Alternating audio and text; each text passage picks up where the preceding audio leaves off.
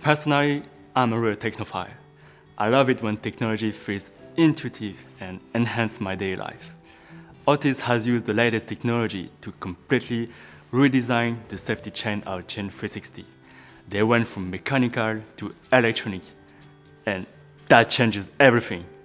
The elevator is under constant active monitoring, and the smallest variation is reported and analyzed. Gen360 electronic safeties can trigger automatic and remote operations.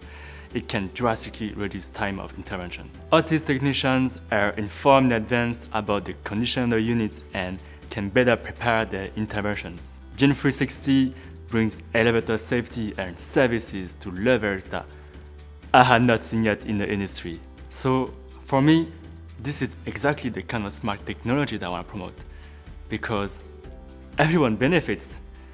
And yeah, this is the elevator from the 21st century.